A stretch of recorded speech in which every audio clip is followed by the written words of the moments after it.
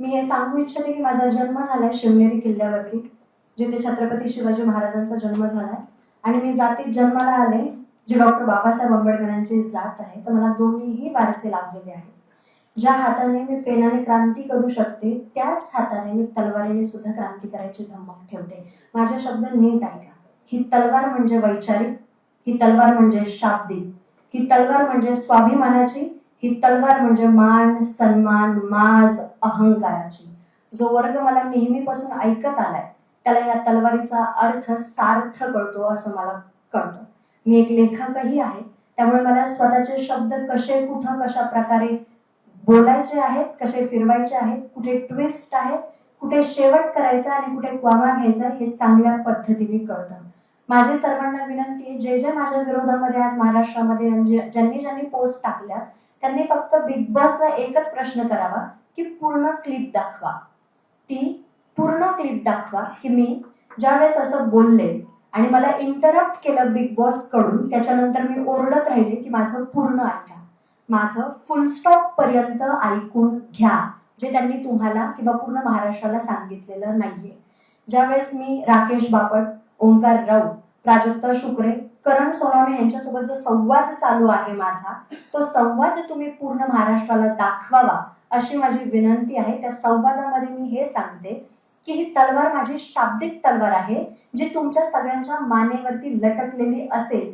मी ती शाब्दिक तलवार बिग बॉस मध्ये घेऊन नाही आली आहे. का? कारण मी बिग बॉसच्या घरामध्ये 100 वेळा सांगितलं सगळ्या सदस्यांना की मी माझी बाहेरची बाजू इथे कधीच दाखवणार नाही. कारण माझे शब्द जे असतील विद्रोह, बंडखोरी, अन्यायाविरुद्ध न्यायाची मागणी करणं हे तुम्हाला कदाचित नाही कळणार. त्यामुळे मी अशा शब्दांचा उच्चार इथे करणार नाही. मी एक खेळाडू म्हणून इथे आलेली आहे, तर तुम्ही मला तसंच बोलावं.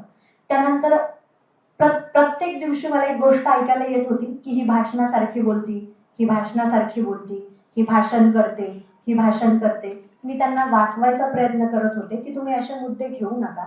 बाहेरच्या मंडळींना जर हे गेलं तर मला जो मानणारा वर्ग आहे त्यांचा असा गैरसमज व्हायला नको की ताई कारण पर्टिक्युलर एका माणसावरती किंवा एखाद्या व्यक्तींवरती बोलते तर हे लोक त्याच्या त्या विरोधात तर नाहीये, तिच्या त्या विचारांच्या विरोधात तर नाहीये ना. म्हणून मी त्यांना नेहमी आणि वेळोवेळी सजग करत गेले की तुम्ही भाषणाचा मुद्दा घेऊ नका, तुम्ही मला भाषणावरती बोलू नका. मी तुम्हाला अजूनही एकदा सांगते की मी बाहेरच्या गोष्टी बोलणार नाहीये, कारण तुम्हाला त्या कळणार नाही. घरातल्या एका सदस्याने मला बोललं गेलं की तू खूप ओव्हर एक्सप्लेन करते. त्यावेळेस मी तिला जेव्हा समजावत होते तेव्हा माझे शब्द असे होते की मी यासाठी ओव्हर एक्सप्लेन करते की मे बी 20 वर्ष चळवळीत आहे, माझा जन्म चळवळीचा आहे, ती सवय लागली आहे शब्दाची, बंडखोरीची, विद्रोहाची, त्या शब्दांची सवय लागलेली. चुकून जर माझा कधी असा शब्द जातोय आणि तुम्हाला कळला नाही तर हे तुमचं आणि माझं दोघांचंही नुकसान आहे. त्यामुळे मी ओव्हर एक्सप्लेन करतेय की तुम्हाला कुठे असं नको व्हायला की अरे ही बोलून गेली आणि आम्हाला काहीही कळलेलं नाहीये. त्यामुळे मी ते ओव्हर एक्सप्लेन करत गेले. माझा दुसरा मुद्दा असा आहे, जनतेला मी काय बोलले याची जबाबदारी अजूनही मी ठामपणे घेते आणि मरेपर्यंत घेत राहील. जर अख्ख्या महाराष्ट्राला मी चुकीची वाटतीये तर मी मरण पत्करेल, पण मी माफी मागणार नाही. या गोष्टीवरती अजूनही मी ठाम आहे. मला जर शिक्षा देत असाल तर छत्रपती शिवाजी महाराजांच्या एखाद्या किल्ल्यावरून माझा कडेलोट करावा अशी माझी इच्छा आहे, पण मी अपमानाला सामोरे जाणार नाही. स्वाभिमानाने मरेल, हा माझा शेवटपर्यंत पण असेल. मी जे बोलले त्याची जबाबदारी मी घेते. मला पूर्ण बोलू दिलं गेलं नाही तरी सुद्धा मी एक्सप्लेन करत राहिले की माझा हा मुद्दा होता.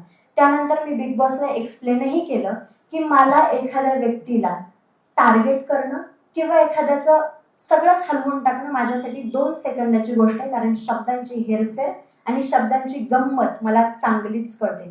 मी त्यांना डायलॉगचं उदाहरणही दिलं. मी त्यांना हे सांगितलं याच्यावरून तुम्ही काय समजाल, शब्दशः अर्थ घ्यायला गेले तर, की तलवार से तेज हम अपनी धार रखते हैं. याचा अर्थ असा का की माझ्या शरीराला तलवारीची धार दिली? नाही. तलवार से तेज हम अपनी धार रखते हैं, मेरे बाबा साहब के बच्चे हैं, क्रांति को तो हमारे खून में ही रखते हैं. हे उदाहरण देऊन मी त्यांना स्पष्ट करत होते की क्रांती को हमारे खून में रक्त, याचा अर्थ आम्ही एवढे माणूस म्हणून सजग आहोत की जिथे जिथे अन्याय होईल तिथे तिथे न्यायाची मागणी करण्यासाठी आम्ही उठले जाऊ, मग कुठल्याही धर्मावरती हो, कुठल्याही पंथावरती हो किंवा कुठल्याही माणसावरती हो. हा त्याचा अर्थ आहे. एखादा वैचारिक माणूस या गोष्टीला बरोबररित्या घेऊ शकतो, पण ज्या माणसाला चळवळ माहीतच नाही त्याला ह्या गोष्टी कळणारच नाहीये. त्यामुळे मी त्यांना 1000 वेळा सांगितलं की तुम्हाला माझ्या बाहेरच्या गोष्टी कळणार नाही, पण तुम्ही जर मला चिडीला लावताय, तुम्ही जर मला पोक करताय आणि जर तुम्हाला ऐकायचंच आहे तर मी बाहेर अशी बोलते की बाहेरच्या जगामध्ये मी सरकार म्हणून फिरते आणि हातात तलवार घेऊन फिरते. तर याचा अर्थ असा, मी जुन्नरची, तर आमच्या इथे बांगड्यांच्या आधी तलवार दिली जाते, शृंगारच्या आधी स्वाभिमान दिला जातो. स्वाभिमान आमच्यासाठी श्वासापेक्षा जास्त महत्वाचा ठरतो. ही जुन्नरची ओळख आहे, कारण आम्ही छत्रपतींच्या किल्ल्यामध्ये जन्माला आलोय. सर्व महाराष्ट्राला मी हे सांगू इच्छिते. तलवार घेऊन फिरतो म्हणजे खरी खरी तलवार घेऊन फिरायची गरज नाही. आपण संविधानाच्या देशामध्ये राहतो.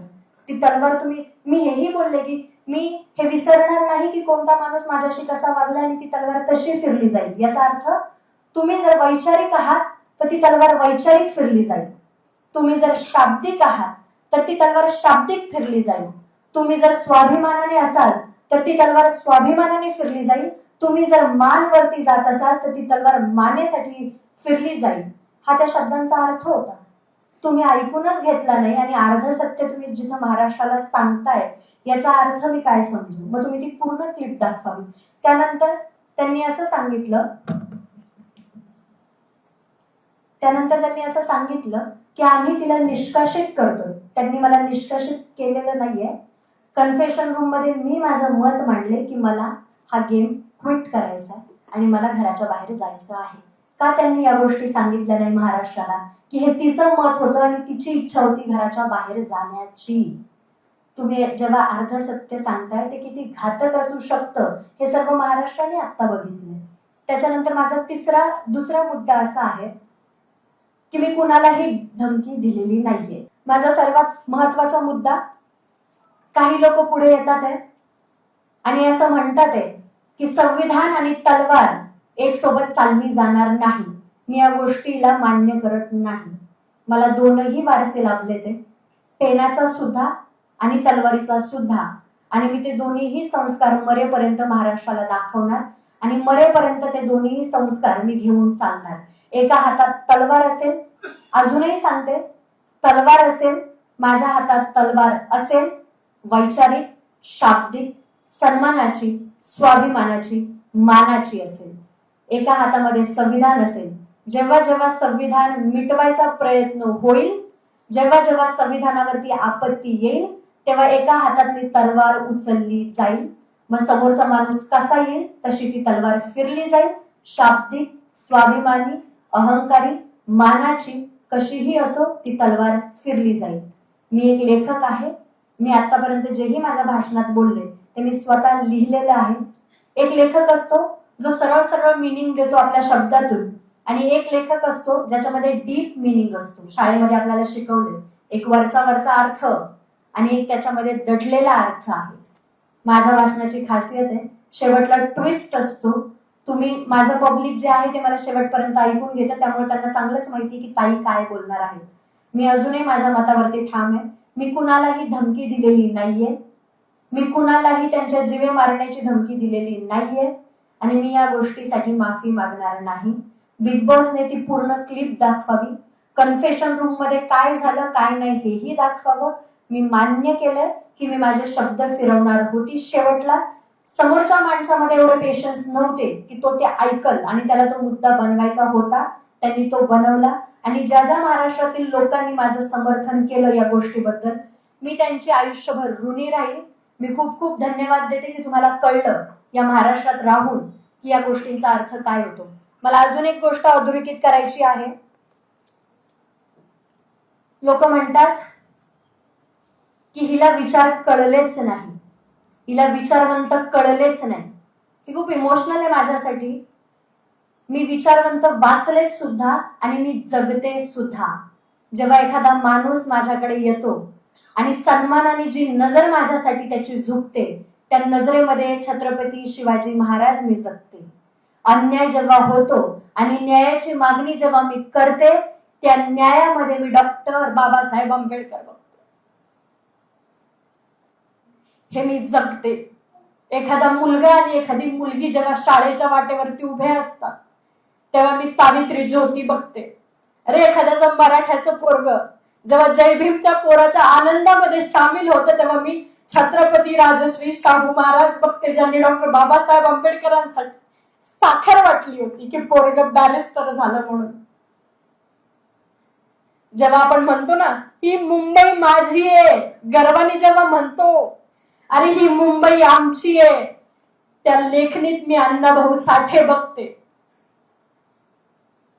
तुम्ही महाराष्ट्रातले लोक इतिहास विसरले असाल, आजही माझ्या रक्तात तो इतिहास झळकतो आणि मला तो दाखवायचा आहे की मी शिवनेरीतली आणि त्या मातीतली मुलगी आहे, जिच्या हातामध्ये बांगड्यांपेक्षा आधी तलवार दिली जाते.